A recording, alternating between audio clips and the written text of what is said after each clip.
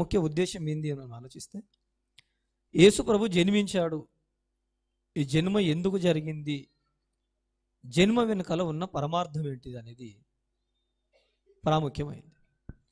ఈ ప్రాముఖ్యమైన విషయాన్ని మనం ఆలోచిస్తూ ఉంటే, ప్రాముఖ్యమైన విషయాన్ని ప్రాముఖ్యంగా చెబుతూ ఉంటే మనుషులకు అర్థమవుతూ ఉంటుంది.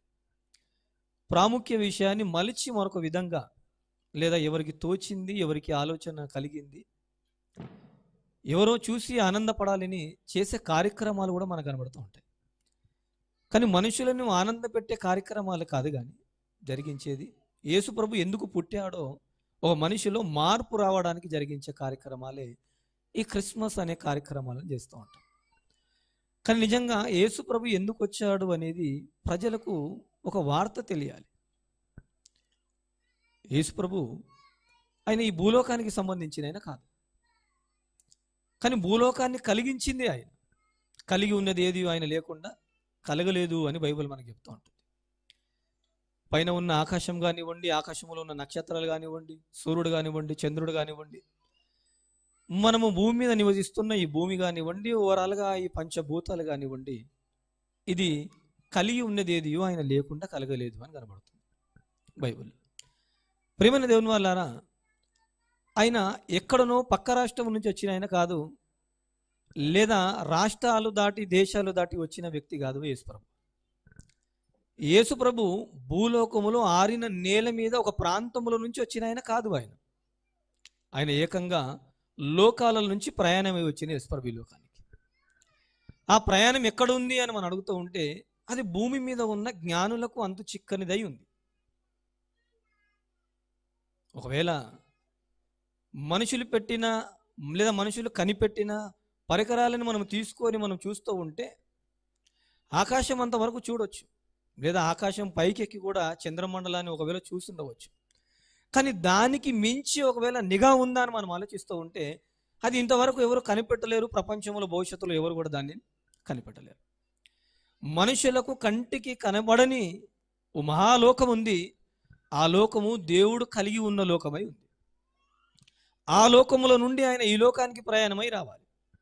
ఆయన ఆ లోకముల నుండి ఈ లోకానికి ప్రయాణమై రావాలి అని అంటే వాస్తవానికి అది వర్ణించలేనంతగా మనకు కనబడుతూ ఉంటుంది బైబిల్. ఆయన రావాలి అని అంటే రావాలి అంటే లోకాలని దాటుకుంటూ వచ్చిన యేసుక్రీస్తు ప్రభు ఈ లోకానికి వచ్చాడు అని అంటే దాని వెనకాల బలమైన ఒక కారణం మనకు కనబడుతూ ఉంటుంది.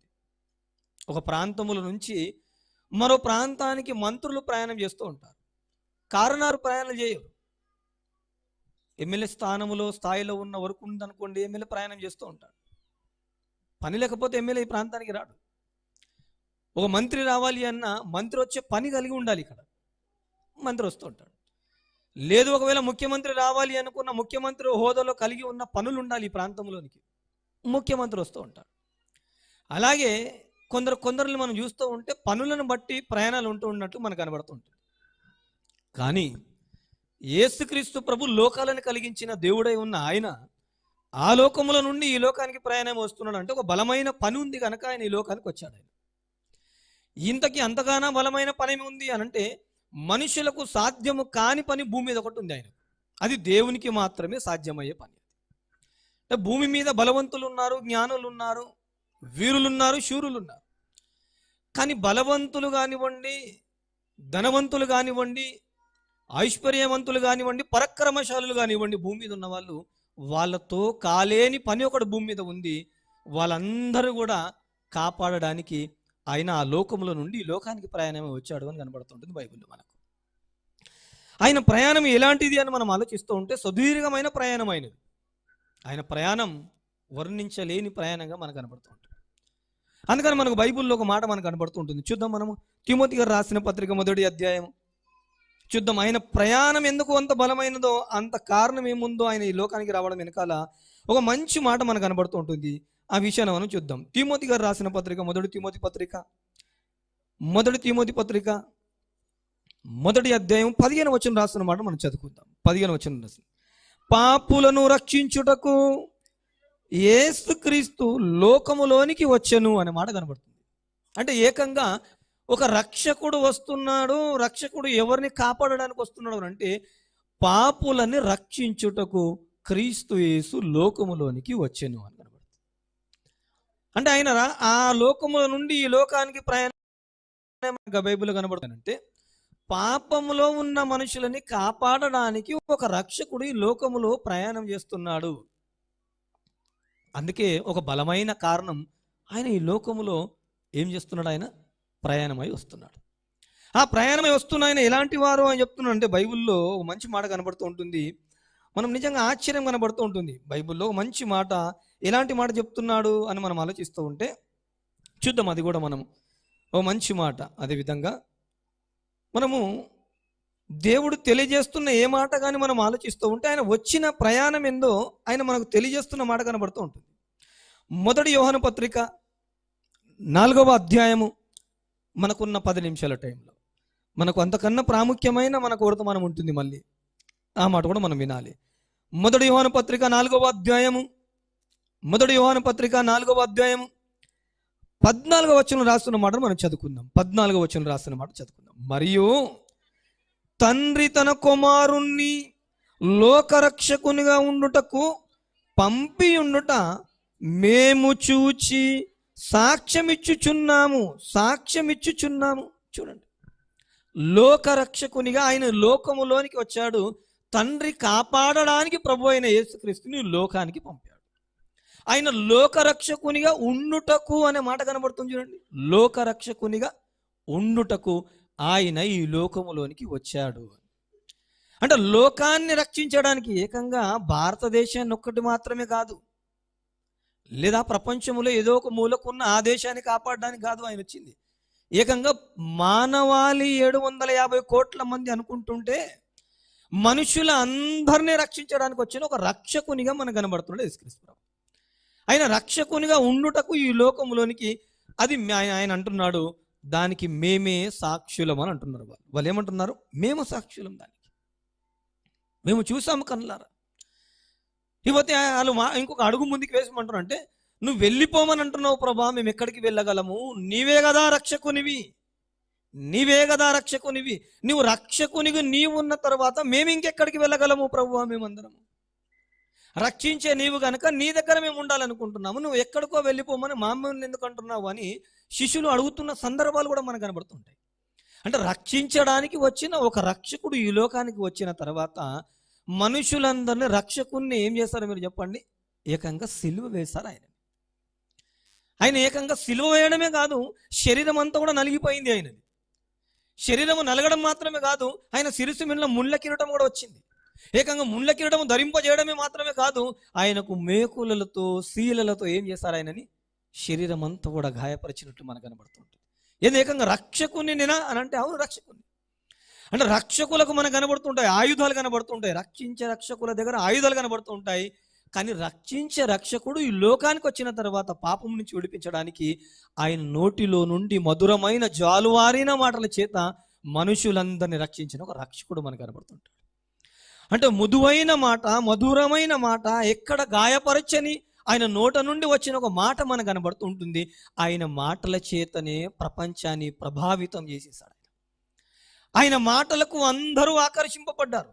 అంటే ఆయన మాటల్లో జీవం ఉంది గనక, ఆయన మాటల్లో శక్తి ఉంది గనక, ఆయన మాటల్లో ప్రతి మనిషిని ప్రభావితము చేసి ప్రతి మనిషిని రక్షించడానికి ఒక రక్షకునిగా ఈ లోకానికి వచ్చాడు. ఆయన చేతుల్లో ఏ కర్ర లేదు, ఆయన చేతుల్లో ఏ కత్తులు మనకు కనబడవు, కానీ ఆయన నోట నుండి వస్తున్న మధురమైన ఒక మాట మనకు కనబడుతుంటుంది. చూడండి, ఆ మాట వినే కదా మనం అందరం మారింది. ఆ మాట నుంచి జాలువారిన మాటనే కదా మన మనసులందరూ కూడా మార్చింది. అంటే ఆయన మాటల్లో ఉన్న తేనె కన్నా మధురమైన ఆయన మాటలు, మరవజాలని ఆయన మాటలే ప్రతి మనిషిని మనసులని కదిలించి మార్చే మాటలే. ఆ లోకరక్షకుణ్ణి ఈ లోకానికి వస్తే రక్షణ లేకుండా ఆ లోకరక్షకుని ఏం చేశారు అంటే సిలువ వేసింది ఈ ప్రపంచం. ఆ ప్రపంచం సిలువ వేస్తున్నా సిలువని భరించడానికి దేని కొరకు అని ఆలోచిస్తూ ఉంటే మనుషుల అందరి పాపాలు తన మీద మోయడానికి, మనుషుల పాపాలన్నీ కూడా కడగడానికి, మనుషులందరినీ కూడా ఒక విముక్తి కలిగించడానికి ఆయన కార్చిన దేహములో రక్తం అంతా కూడా మనుషులకి ఏం చేయాలనుకున్నాడు? ఆయన కడిగి శుద్ధీకరించాలనుకున్నాడు, పరిశుద్ధులుగా మార్చాలి అనుకున్నాడు ఆయన. అంటే ఆయన లోకానికి వచ్చింది దేని కొరకు అని మనం ఆలోచిస్తూ ఉంటే మనుషులని కాపాడుకుంటూ తన ప్రాణాలు పెట్టి ఆయన చిందించిన రక్తంతో ప్రతి మనిషిని కడగడానికి ఆయన ఏం చేస్తాడు? ఆయన ఈ లోకానికి వచ్చాడు. ఒక మాట చెప్తూ ఉంటే ఆయన పుట్టాడు అనే ఆనందపడుతున్నామే కానీ ఆయన రెండో రాకడ జరగబోతుంది. ఆయన రెండో రాకడ జరగబోతుంది అంటే ఆయన రెండో రాకడకు మనం అందరము సిద్ధపడాలి. అంటే పుట్టాడు అనే ఆనందంలో మైమరిచిపోతున్నామే కానీ సిద్ధపాటు మన జీవితంలో లేకపోతే ఆయన అలా వస్తూ ఉంటాడు. అందరిని సిద్ధపడిన వాళ్ళని ఏం చేస్తుంటాడు? ఆయన తీసుకొని వెళ్ళిపోతుంటాడు. ఆయన ఎప్పుడు వస్తాడో ఎవరికి కూడా తెలియదు. అంటే పుట్టుక జరిగి 2000 సంవత్సరాలు అయింది. 2000 సంవత్సరాల నుంచి ఇదిగో ఆయన యేసు ప్రభు పుట్టాడు అనే జన్మదినాలను జరిగించుకుంటున్న మనం ఆయన వస్తాడు అనే విషయాన్ని మనం మర్చిపోవద్దు. అంటే ఆయన వస్తాడు కనుక మనం అందరం సిద్ధపాటు కలిగి ఉండాలి. ఆయన వచ్చేవారు ఎప్పుడు వస్తారో మనకు తెలియదు కానీ ప్రభువారు మొత్తం ఇదైతే ఈ లోకానికి ఆయన రెండో అక్కడ రాబోతున్నాడు. అంతలోపు మన జీవితాలందరికీ కూడా ఏం కావాలి? సిద్ధపాటు కావాలి. ఆయన రాగానే ఆయనతో పాటు వెళ్ళిపోయేటట్టుగా ఉండాలి. అంటే రెప్పపాటున జరిగిపోతూ ఉంటుంది. దీనికి సమయం ఉండదు అంటే సమయం ఉండదు. వాయిదాలు వేయడానికి అంత సమయం మనకు ఉండదు. ఎప్పుడు మనము సిద్ధంగా ఉండాలి. అవునంటారా? మనం ట్రైన్ ఎక్కడానికి చూడండి, స్టేషన్లోకి వెళ్ళిపోతూ ఉంటాము. 9 గంటలకు ట్రైన్ అనగానే 8 గంటలకి మనం స్టేషన్లో కూర్చుంటూ ఉంటాం. ట్రైన్ ఆగుతుందా? ఏమంటే ఎక్కే ట్రైనే భూమి మీద మనకు ఆగదే మనం వెళ్ళేంత వరకు. ట్రైన్ ఆగదు. బస్సు ఆగుతుంది అనుకుంటున్నా, బస్సు కూడా ఆగదు ఈ మధ్యలో. అలాగనే మన విమానం ఆగుతుంది అనుకుంటున్నా, విమానం కూడా ఆగదు. ప్రతి దానికి ఒక టైం కనబడుతూ ఉంటుంది. చూడండి, జర్నీ చేసే వాళ్ళకు ప్రతి వారికి ఒక సమయం కనబడుతూ ఉంటుంది. ఆ సమయంలో అందరూ సిద్ధపాటు కలిగి ఏం చేస్తుంటారు? వారు వాహనాలు ఎక్కడానికి వాళ్ళ ప్లాట్ఫారంలో నిలబడుతూ ఉంటారు. వాళ్ళు ఎదురు చూస్తూ ఉంటారు. ఇటు నుంచి వస్తుందా, ఇటు నుంచి వస్తుందా, అటు నుంచి వస్తుందా. అప్పుడప్పుడు వెళ్ళిపోయి మైక్ దగ్గర కూర్చుంటారు. మీరు చూడండి, ఎంతకైనా మంచిది మైక్లో అనౌన్స్మెంట్ చేస్తున్నారు కనుక ప్రయాణికులు సిద్ధమై ఉండాలి అనగానే అక్కడ మైకుల దగ్గరికి చెవు వెళ్ళిపోతూ ఉంటుంది. ప్రయాణం చేసే విషయంలోనే ఇన్ని జాగ్రత్తలు ఉంటే ఈ ప్రయాణము రాష్ట్రాలకు కాదు, ప్రయాణం అత్తగారింటికి కాదు, ప్రయాణం తల్లిగారింటికి కాదు. ఈ ప్రయాణం పరలోకానికి చేరబోయే ప్రయాణం. ఈ ప్రయాణం పరలోకానికి చేరాలి అని అంటే అత్తలాంటి ఇల్లు కాదు. అది ఎప్పుడైనా వెళ్ళిపోవచ్చు అక్కడికి. తల్లిగారింటికి ఎప్పుడైనా కూడా వెళ్ళిపోవచ్చు. ఒకవేళ ఈ బస్సు మిస్ అయినా మరో బస్సుకి వెళ్ళొచ్చు, ట్రైన్ మిస్ అయినా మరొక ట్రైన్కి వెళ్ళొచ్చు, ఒకవేళ విమానం మిస్ అయినా మరొక విమానంలోనికి వెళ్ళొచ్చు. కానీ పరలోకానికి వెళ్ళాలి అని అంటే ఒక వాహనం ఈ లోకానికి రాబోతుంది. ఆ వాహనదారి ఎవరు అని మనం ఆలోచిస్తూ ఉంటే మనము జన్మదినాన్ని జరిగించుకుంటుంటే లోకరక్షకుడైన యేసు ప్రభు రాబోతున్నట్టు రెండో రాకడలో ఈ లోకానికి రాబోతున్నాడు. రక్షింపబడి సిద్ధంగా ఉన్న వారిని అందరినీ ఆ వాహనంలో ఆయన ఎక్కించుకొని వెళ్ళిపోతూ ఉంటాడు. ఇప్పుడు వాహనానికి వెళ్ళాలంటే మనం ఏం చేయాలి? ఇప్పుడు అందరము సిద్ధపాటు కలిగి ఉండాలి. ఎంతమంది సిద్ధపాటు కలిగి ఉండాలి? ఈ మైక్ ద్వారా ఎంతమంది అయితే వాక్యం వెళ్ళిపోతూ ఉంటుందో వింటున్నామో అందరము సిద్ధపాటు కలిగి ఉండాలి. ఆయన ఎప్పుడు వస్తాడో ఎవ్వరికి తెలియని రహస్యం మనకు కనబడుతూ ఉంటుంది. కనుక ఇన్ని మాటలన్నీ కూడా మన మధ్యలో ఉంచుకుందాము. ఆయన జన్మదినాన్ని జరిగించుకుంటున్నామని ఆనందపడడమే కాదు, నా జీవితము సిద్ధంగా ఉందా లేదా, ఆయన వచ్చేంత లోపు నేను సిద్ధపడి ఉండాలి అనేది ఎప్పుడు మన మదిలో ఉంటూ ఉండాలి. పండుకున్న అదే ఉండాలి, లేచిన అదే ఉండాలి, నడిచిన అదే ఉండాలి, ప్రతినిత్యమును అదే ఉండాలి. మనకు ఎప్పుడు వస్తావు ప్రభువా, నేను సిద్ధము కావాలి కదా, నువ్వు రాకముందే నేను సిద్ధంగా ఉండాలి అనాలి. కానీ మన దురదృష్టం ఉంటే ఒక విషయం, క్రిస్మస్కి వస్తుంటాము, గుడ్ ఫ్రైడేకి వస్తున్నాము, కేవలం న్యూ ఇయర్కి మాత్రం వస్తుంటాం. ఈ 3 ఉంటాయి చూడండి సంవత్సరంలో. ఈ 3టికి మాత్రమే అటెండ్ అవుతూ ఉంటాము. ఏమంటే రోజు వస్తున్న వాళ్ళకే దిక్కు లేదు, అసలు వెళ్తామా లేదా పరలోకానికి అనేది. సంవత్సరములో 3 సార్లు వస్తూ ఉంటే పరలోకానికి వెళ్ళడం కష్టమా అంటే చాలా కష్టం. మనం అనుకుంటున్నంత సులువు కాదు. మనం అనుకొని మనం ఏదో కాంప్రమైజ్ అవుతూ ఉంటున్నాం. నేను సరిగ్గా ఉన్నాను కదా అనుకుంటూ ఉంటున్నాం. నీకు తెలియకుండానే నేను పాపములు పడవేసి ఓ మహాశక్తి వెంటాడుతూ ఉంది భూలోకంలో. పాపములో ఉన్నాము అనే సంగతి తెలియకుండానే కన్ను మూస్తామా అంటే మూస్తాము. అలా మూస్తున్న వాళ్ళు ఎందరో మన కళ్ళ ముందు కనబడుతుంటారా? అందులో మనమొక్కరముగా ఉన్నామా లేదా అనేది ప్రతినిత్యం మనం ఏం చేస్తుండాలి? పరిశీలించుకుంటూ ఉండాలి. ఎందుకనంటే ఎప్పుడు అద్దం దగ్గరికి వెళ్ళి మన ముఖాన్ని చూసుకుంటూ ఉంటామే రోజు ఉదయాన. అలా ఎప్పుడు కూడా మనం ఏం చేస్తుండాలి? మన జీవితం ఎలా ఉందో లేదో అనేది బైబిల్ను ఎప్పుడు చూస్తూ ఉండాలి. అది మనకు సరి చేస్తుంది. అది మనల్ని ఎప్పుడు కడుగుతూ ఉంటుంది. అలా దైవజనులు చక్కగా మనకి నేర్పిస్తూ ఉంటారు, మనకు కడుగుతూ ఉంటారు. దేవుని కొరకు బ్రతకడానికి అవకాశం అనేది ఉంటూ ఉంటుంది. కనుక అందరం తలదిందాం, కళ్ళు మూసుకుందాం, ప్రార్థన పూర్వకంగా ఉందాం, ప్రార్థన చేసుకుందాం. దయగలిగిన మా దేవా, ప్రేమ కలిగిన మా తండ్రి, కొన్ని మీ మాటలు మేము వినగలిగాము. విన్న మా జీవితాలలో నీరుకట్టి మీరు ఫలింపచేసి అభివృద్ధి చేసి మీ కొరకు గొప్పగా బ్రతికే భాగ్యాన్ని కలిగించాము. ప్రాధాయపడతాం నాయన. మా పెద్దలు, మీ దాసులు తిరిగి మాట్లాడుచున్న మీ మాటలను మేము విని ఆత్మీయంగా ఫలించి వెలుగుగా వెలుగుతున్న ఒక జ్యోతులుగా మా జీవితాలు ఉండుటకు మీరు సహాయం చేసి మహింపదమని, ఇంకా రానే ఉన్న మీ పిల్లల్ని సకాలం మీరు నడిపించమని క్రీస్తు యేసు ప్రభువు వారి నామమున మనం ప్రార్థించి అడిగి వేడుకుంటున్నాం పలుకున్న తండ్రి. ఆమేన్.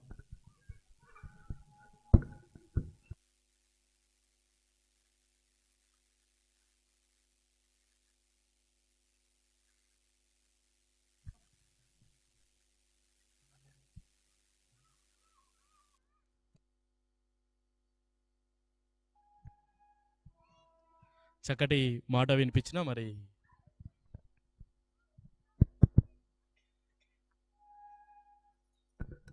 చక్కటి మాటలు వినిపించిన యోనా పాస్టర్ గారికి వందనాలు చెల్లిస్తున్నాను. ప్రాముఖ్యమైన వంశంలో మెసేజ్లోకి వచ్చాం. మన మధ్యలో ఉన్న బైబుల్ ట్రస్ట్ మినిస్ట్రీస్ వ్యవస్థాపకులు మనల్ని ప్రేమించి, మన సంఘాన్ని మనల్ని ప్రేమించి మన పట్టణానికి వచ్చినందుకు నేనైతే చాలా సంతోషంగా ఉన్నాను. మీరందరూ సంతోషంగా ఉన్నారండి? హరి వినిపిస్తలే మీ సౌండ్ వెనక నుంచి. జెంట్స్ మీరెవ్వరో హ్యాపీగా లేరా, సంతోషంగా లేరా? మీరెవరు ఒక్కసారి 2 చేతులు పైకెత్తి చెప్పండి. ఈరోజు క్రిస్మస్. దేవుడి లోకానికి వచ్చి 2000 సంవత్సరాలు అయిపోతుంది కదా. ఆయన జన్మదినం, ఆయన జన్మ ఒక విచిత్రం. ఆయన జన్మ ఎందుకు వచ్చాడు ఈ లోకానికి, క్రీస్తు ఎందుకు వచ్చాడు ఈ లోకానికి అందరం తెలుసుకోవాలి. యోనా పాస్టర్ గారు దయచేసి మా humble request, next year chairs ఇక్కడ వరకు లాస్ట్ వరకు వేపియండి. ఎందుకంటే చాలామంది ఇళ్ళలో ఉండేసి చూస్తూ ఉన్నారు. అందరు వచ్చి కూర్చొని వాక్యం వింటారు. ఓకేనా? మా హంబుల్ రిక్వెస్ట్. పట్టాలు వేస్తారో మీరు ఏం వేస్తారో చైర్స్ వేస్తారో అక్కడ వరకు లైట్లు వేసి మంచిగా పెట్టండి. చాలామంది వచ్చేసి దేవుని యొక్క వాక్యాన్ని వింది సంతోషంగా వెళ్తారు. సరే, బైబుల్ ట్రస్ట్ మినిస్ట్రీ వ్యవస్థాపకులు మన మధ్యలోకి రావడం చాలా సంతోషకరం. అన్న వాక్యం చెప్తుండగా ఒక్కసారి అందరం లేచి నిలబడదాం. దయచేసి ఒక్కసారి అందరం కూడా లేచి నిలబడదాం.